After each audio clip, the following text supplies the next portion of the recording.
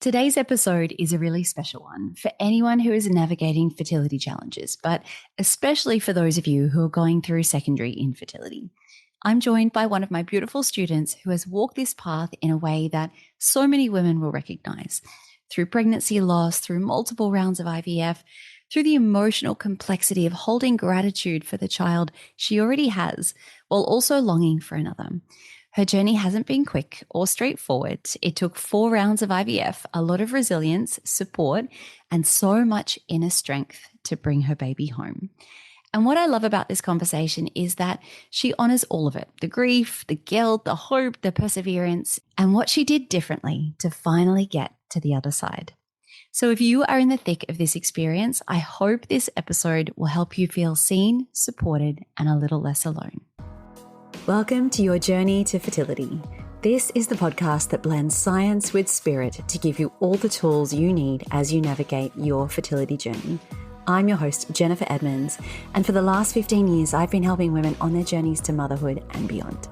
I believe that combining the latest scientific research along with the best energetic and mindset practices will help you to avoid putting your life on hold and bring you closer to your baby.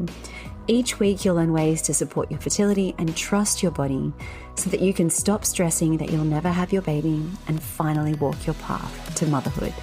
This is the Your Journey to Fertility podcast. Hello, welcome back to the podcast. Honestly, these are some of my most favorite episodes that we do here on Your Journey to Fertility. They make me cry, they make me laugh, they're just everything. Because it's all very well for me to yabber on about my journey and what I overcame and, what I got through. But to hear it from so many others, it cracks the door open for what is possible in your life too.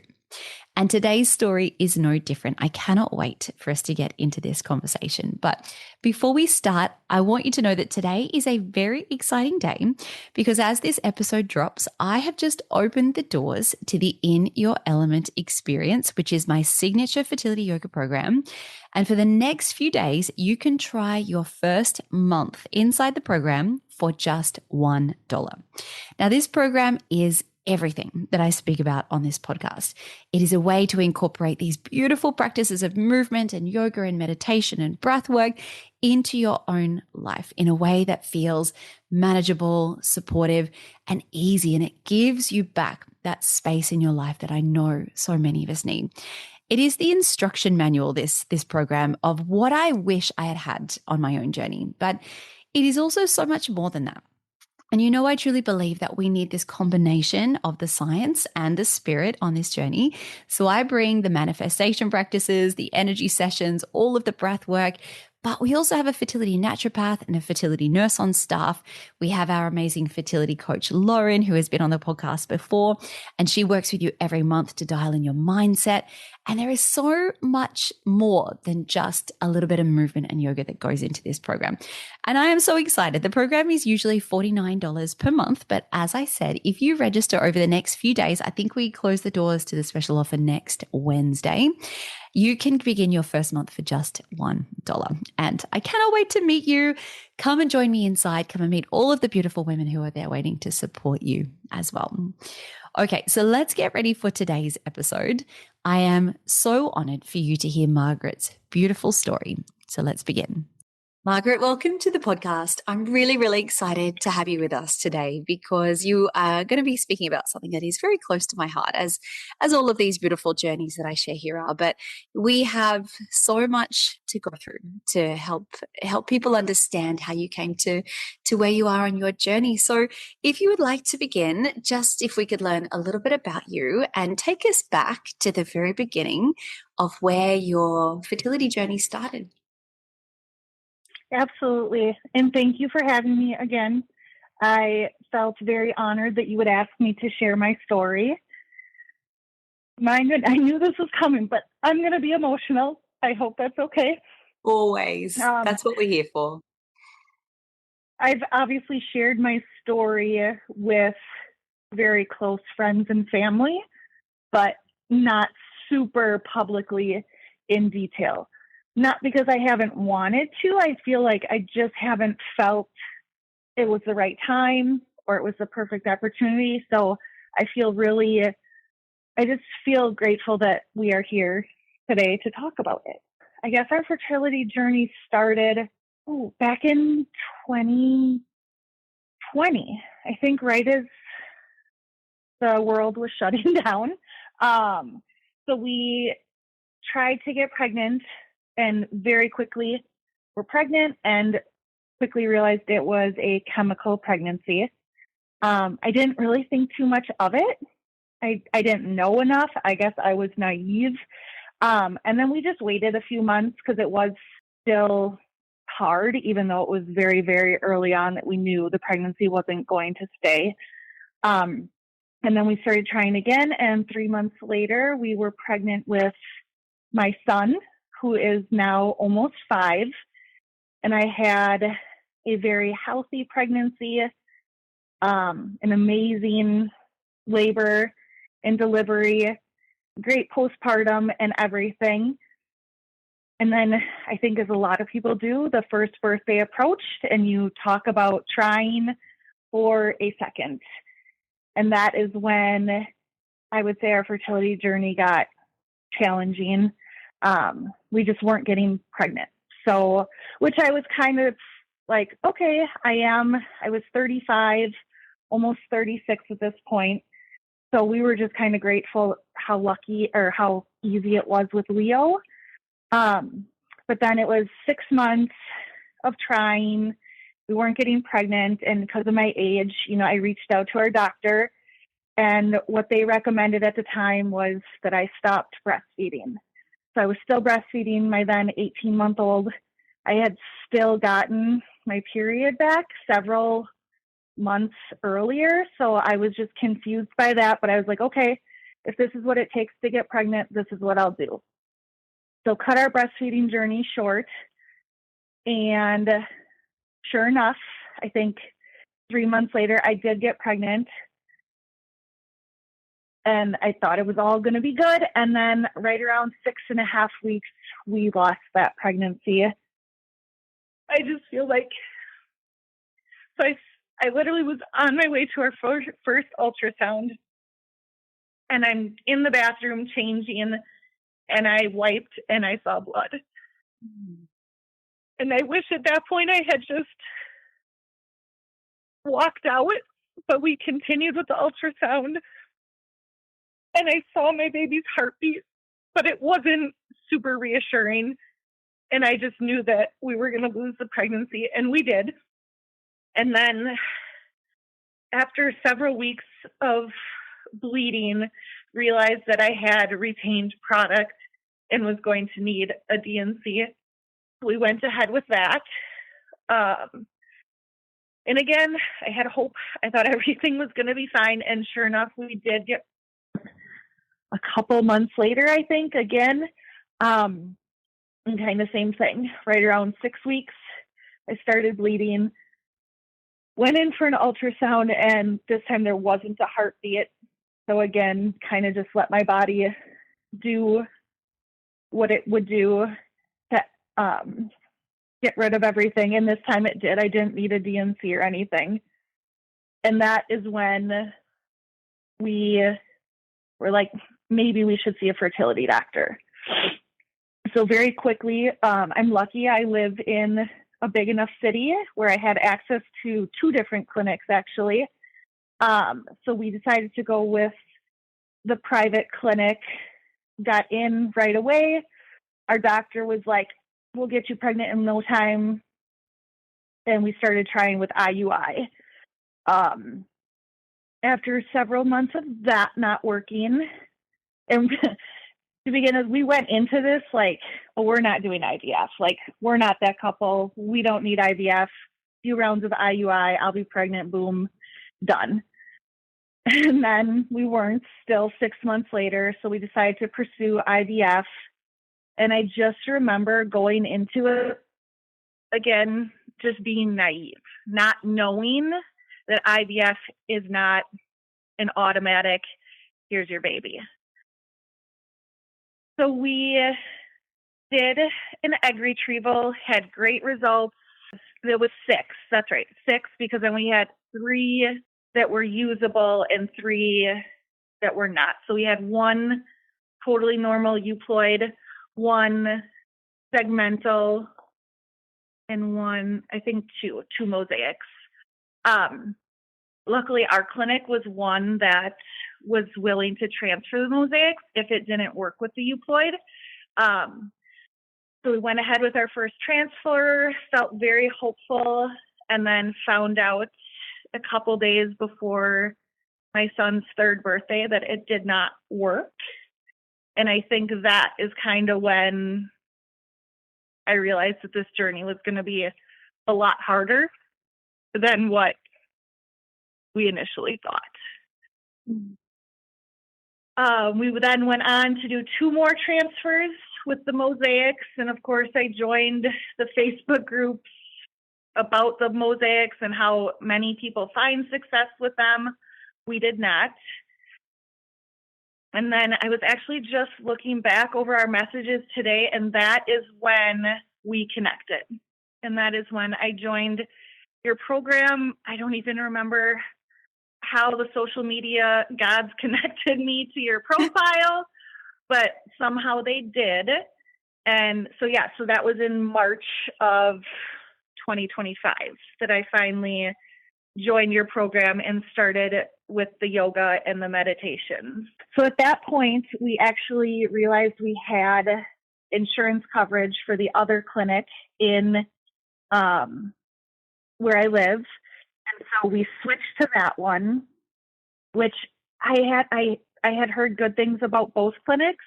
I don't feel like I felt one was better than the other, but obviously having insurance coverage was a big deal because we paid for the first retrieval and 3 transfers completely out of pocket. So then, switched to the new clinic. At this point, they recommended, or they were okay, I should say, with doing a fresh transfer. All of our previous transfers were frozen and tested embryos. This time we were going to do a fresh transfer and then send whatever embryos were left for testing. So we went ahead, did another retrieval, and we only got 2 blasts. So they decided to do a fresh transfer with both of them based on our age, history, and the fact that they weren't tested embryos. Neither of them took. So we decided to do a 3rd egg retrieval, similar outcome. I think this time we had 3 blasts. So we transferred 2 fresh, sent the 3rd for testing. And again, the transfer did not stick and the 3rd embryo was aneuploid. So at this point we had another meeting with our doctor. And I will just say, even without having success, I really did. So far, I liked all of our doctors. I thought they were fantastic. They were very personable, definitely helped us along this journey. So I don't hold any anger or resentments against the clinics, the doctors at all. But at this meeting, our doctor just said, here are what I think your options are. I really think donor eggs are the way to go. I think it's clear that your egg quality is just not there. And I think using donor eggs would be your best option. The second option is he referred us to a bigger and better clinic, I guess, which was news to me, because at this point I'm wait, why aren't all clinics equal? Why is one better? Why are you referring us to them? So I kind of shooed that idea away too. And the third thing, he's we can continue doing retrievals. Your insurance covers it. We can keep trying. At this point, we weren't ready to do donor eggs.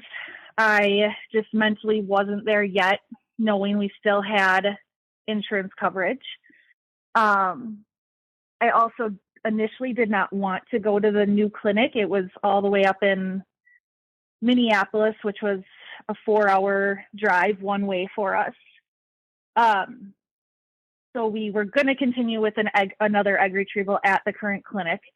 And then, of course, as I always do, I started researching, and I was reading all amazing things about this clinic and just how they had so many clinics across the US, how their founding clinic was so established, had been around forever. They have their own labs, they do their own research. So we decided to go for it. Again, knowing this would slow us down, because at my current clinic, I could have just went right into another egg retrieval. At this clinic, I had to wait to meet with the doctor. I had to get new labs. I had to go in for, I think, a hysteroscopy, so more diagnostic testing, and drive up there every time. So it was a lot. But in October of 2025, we had another retrieval. Again, same number of eggs retrieved as like the first 3 rounds, about the same number fertilized, but somehow we ended up with 8 blasts. And I think our minds were just blown. And then we waited for the PGTA testing. And I remember when the nurse called and she's like, "Are you sitting down?" And I'm like, "Why?" And she's like, "You have 6 euploids." And I was like, "What?" Like, this is more than we've had in all 3 previous rounds combined. So I feel like at this point, like, I called my husband and I'm like, I get to cry happy tears again. Like, I was actually like filled with joy again. I had hope that like I was going to get my baby. Like, I knew even if we didn't have a successful first or second transfer, like, we were going to get our baby. And then December 6th, 2025, we did our first transfer with the clinic, and baby girl stuck. And I am now 32 weeks pregnant. So yeah, I don't know what changed. I don't know if it was the clinic, if it was me, my husband drastically changed his diet. You just don't know. And I think that's the hard part about infertility, is you just don't know what's going to work and what isn't. Wow. It's just like you said, isn't it? It's just not an exact science. And it's so frustrating because you kind of expect it to be, especially like you said, when you start IVF, you're quite naive and you think, well, I'm just going to trust the process here. And obviously it's going to get me a baby. But they never know how you're going to respond to the meds. They're never going to know what happens, in the lab. And it's so incredibly frustrating. Oh my goodness. Did you ever get a diagnosis for your fertility issues? I believe our diagnosis was just, they thought it was egg quality. I will say my husband definitely had sperm analysis done, but it was always like, it's fine. So yeah, they just assumed it was egg quality, because I had a couple hysteroscopies, and in the one they did find polyps, but nothing drastic, like nothing wrong with my uterus, nothing with my fallopian tubes that they could see, nothing in my labs that they could see. So yes, the dreaded unexplained infertility, secondary infertility. That's it. And, there's nothing wrong with going to donor eggs and everything like that. But I do feel the clinics are very quick to be like, well, this is your next option. And that used to really make me angry. But, when you think about it, the doctor's job is they want to get you pregnant as quickly as possible. So if they think that using a donor egg means it's going to happen quicker, I feel like that's the thing they want to recommend. But they go to it so quickly, don't they? And I feel like there's no kind of lead in. There's no let's counsel this person through, because it's a very big leap to go from, well, I thought that my family was all going to be genetically related, and it's just a lot to go through with someone. And I think especially when you already have a child, that makes things really, really difficult. That's where we were with the donor eggs. Like, having already had a child, we were like, we wanted our children to be 100% related, and so it was, that was, yes, that felt very abrupt. Like, what did you just say? Yeah, that's it. Yeah, there's never any lead in, is there? It's like, okay, try this. And you're like, whoa, how did we get here? Hmm. I would love to speak to you a little bit more about secondary infertility because you also didn't have the easiest path to having your son either. It wasn't like that was super, super cruisy. But this journey of secondary infertility, and especially when it is so much more difficult than the first, people really don't understand. And I'm sure you were similar to me in that you were told by people, why are you worried? Like, you've already got a child. What are you why would you go through IVF to do all this when you've already got your son? Did you experience a little bit of that from people around you? Definitely did. And I should add that early on, I actually stumbled across an infertility group in my community, and I joined that right away. So how that ties in is obviously there were a lot of families, women in that group that didn't have any children at all. And luckily there was one other friend who's now become a friend, who did have a son like I did. And I think that's not only do you have everyone asking, oh, when are you having a second? Or when is Leo going to be a big brother? But like also within the infertility community, you just don't feel like you quite belong. Like, because I have a kid, but I'm still going through wanting to grow my family. But at least I have a kid, like it's a very challenging. You just feel bad. Like you feel bad when you're around your infertility friends that don't have any children. And you feel bad when you're around all your friends that can pop out as many as they want. So yeah, it was a really challenging place to be in the middle. Mm-hmm. Thank you for speaking to that. I completely agreed. And I had this experience as well. And because I had struggled so much to have my first child, I still felt like I kind of fit in to that infertility community where it was like, I know, I understand the struggle, and here I am struggling again. But it's still, you'd come up against the rhetoric of, well, but you've already got a child.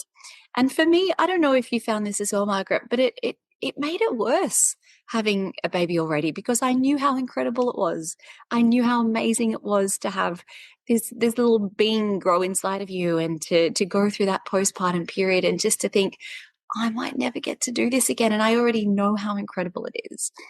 That really really weighed on me. And like you said, the shame of, I should be grateful. I shouldn't want more than what I've got because some people don't even have one. Oh, it is a very, very tricky place to be. Definitely. And yeah, like you said, you have one and it's amazing. And you're like, I love this child more than anything. And I was very fortunate. I always told people the day that he asks me about a sibling is the day I will break. And I was very lucky that Leo never asked me until I was actually pregnant. Um, it was very early pregnant. We had just left his school, and a lot of his classmates had parents picking them up with the second kid with them. So all these babies, and we're walking out, and he's like, "Mama, when am I going to get a baby?" And we were still too early. We hadn't told him yet that we were pregnant, but like in that moment, again, I could cry happy tears. Like they weren't tears of sadness. Like I was like, I get to tell you soon that you get to be a big brother. And I think that is it too. It wasn't just like sadness over me not getting a second child. It was sadness over not giving my son a sibling. And I think that was what made it so much harder, just because Leo is so social and so friendly, and I'm like, he'd be the best big brother. And so that's, I think, what made it the most challenging, was knowing that that might never happen. I relate to that so, so much. And they're intuitive little beings, aren't they? I feel like he must Mm-hmm. have known something when he asked you that. I hear too many stories of things like that to think that these little kids are far more intuitive than we are. So cute. Yes. So when we met, you were in a pretty difficult place, kind of probably quite a dark place. And I wanted to ask you about how you fit this practice of yoga and meditation into your life, because I know you are very much into health and fitness. It's a huge part of your day-to-day life. How did you have to kind of stop, or did you have to stop what you really enjoyed doing in terms of exercise when you were going through IVF? Yeah, so I would say that one of my strengths is definitely researching, listening to podcasts, searching social media for credible sources. And so when I was struggling with infertility, my workouts, I specifically strength train, I kept on seeing like strength, like working out too much is hurting you, working out too much is causing infertility. And I knew deep down that that wasn't true, but I also knew I needed to find something to go along with it that would complement it. Because as much as strength training is so great for my mind and body, I also needed something to help slow down my mind, my body, my nervous system. So I think I continue to strength train, except like around the egg retrievals and transfers. Obviously, as those got closer, I now had the yoga and the meditation to add in place of that. So I can like specifically remember, like I would do the guided meditations up in my living room. I think it was even, oh no, because it would have been March. Yeah, I think I probably did have the fireplace on early on. I was going to say, like, I feel like I remember that. I also remember doing the live yoga sessions. They would have been my Sunday night, I think your Monday mornings, with the group. And just like, not only was the yoga so amazing for my mind and body, because it felt good, right? Like it was something I could do no matter what phase I was in, but it was just being around people and like holding that space for each other. Because community has been the one thing that has gotten me through this journey. It's lovely that you say that, isn't it? Because it's really hard to find a group local to you or in your friendship circle that get it and are going through it at the same time. I have friends that have been through their own fertility journeys, but not when I was. So it's really, really amazing when you can just be in the energy of other women that understand exactly what you're going through, and there's no pressure, and someone cries and everyone else is there for them. And it just it blows me away how powerful that is. So thank you for bringing that up as well. I think we underestimate how much this idea of community can really, really support us along this journey. You mentioned that you'd done some research around exercise that was appropriate during IVF. Did you find your doctor was helpful? And if so, or if not, what did they say to you in terms of what you should be doing? This is an area that, again, it's beyond frustrating for someone who's active like myself. And when I say active, I mean like I'm 40. Like I left high intensity stuff years ago. Like was my strength training, it's still hard and it still challenges me? Absolutely. But I think the guidelines that are out there are just such a blanket statement across the board. And I get it. Fertility doctors are they're just trying to choose the least, I don't know if harmful is the right word. They're trying to find the safest route for everyone. So they give very broad guidelines. And I will say my third clinic, that was probably the hardest because their restrictions were by far the worst. And at this point, luckily, I had your program and your community that I was already working with. I know I came to you several times asking for advice. I had also found another woman on social media that had been and is still going through IVF, but she has a strong history and education in physical science and working out and training women throughout pregnancy, before and after. So luckily I had you two like in my pocket to be like, no, trust your body. You know what you can do. You're doing all of the things. Like you're not pushing it too hard. You know, you're relaxing. So I guess like what I'm trying to say is like, I feel like I had a really good community of women surrounding me, reassuring me to follow my gut and that what I was doing was not harming my chances of bringing a baby into this world. I remember a student sent me once, they've given this like A4 printout of all the restrictions around what they were allowed to do and not allowed to do around their cycle. And they were put on bed rest following their transfer, which has been many times over proven to not be helpful to support early pregnancy. And I couldn't believe it. Like it was a really big clinic out of New York.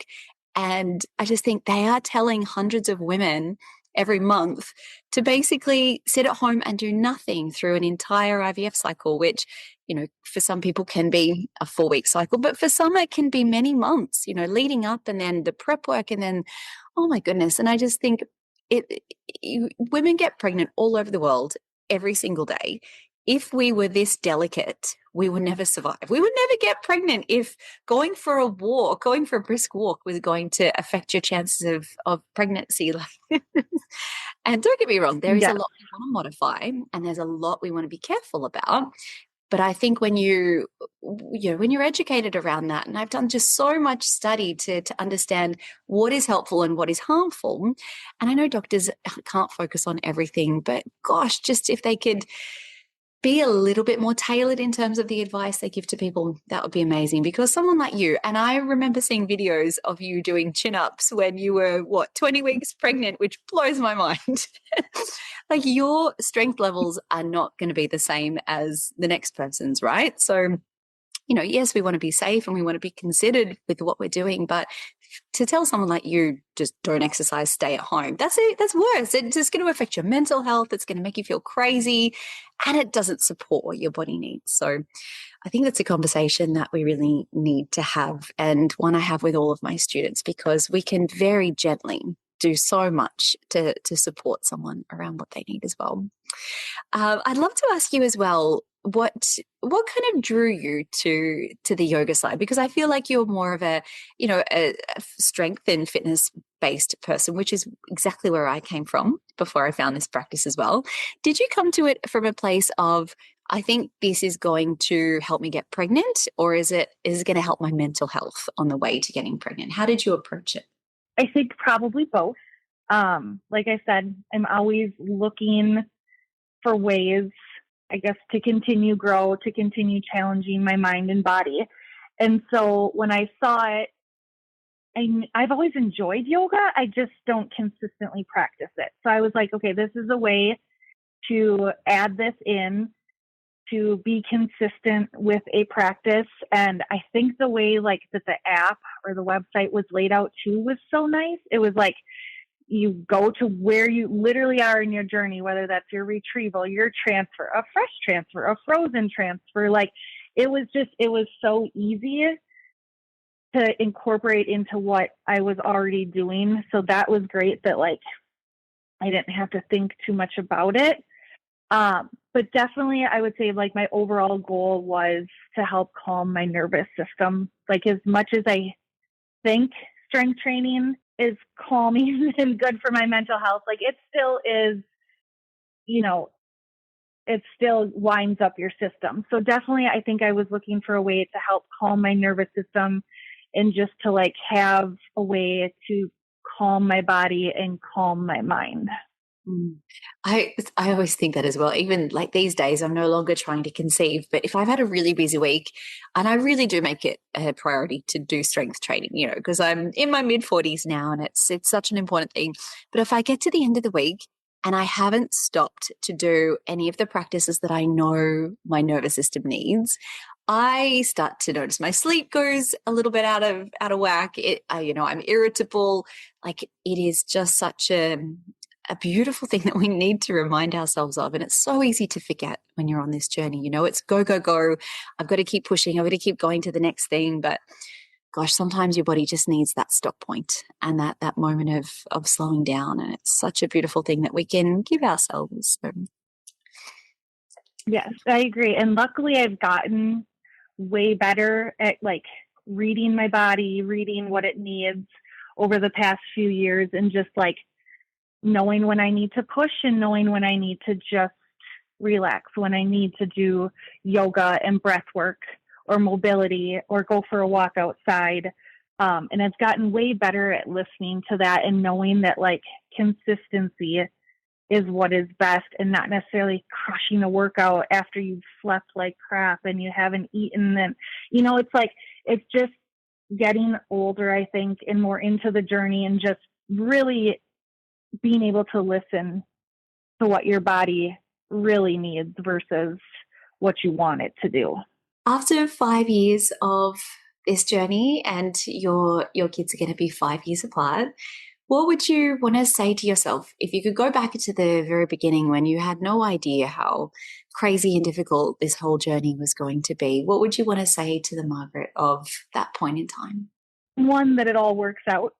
I'm still not there, and I think any mom that has gone through pregnancy loss, infertility, will tell you that you're never going to feel good until that baby is in your arms.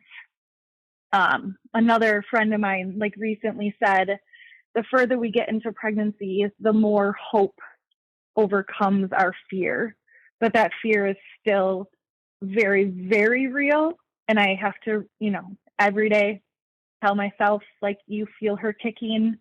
It's going to be okay. You're going to make it. So I would tell myself we're going to make it, even though we're not quite there yet. And that this journey is going to help me fight for myself and advocate for myself and my friends in a way that I never have before. You're going to learn how to navigate a healthcare system that is so filled with flaws, and you're going to get through it. And that honestly, this is exactly how it's supposed to be. It's not the vision we had. I didn't get my 2 under 2. But honestly, it's proven to be so much better. Like, I've gotten almost 5 years with my son. I will, like, it's been beautiful. And I really do think it's made him the kid he is, to have so many resources from myself and my husband, just patience, just the mental capacity that we have to raise him. It's not easy, but I feel like it has been easy. Like, I have also been given a motherhood that I enjoy.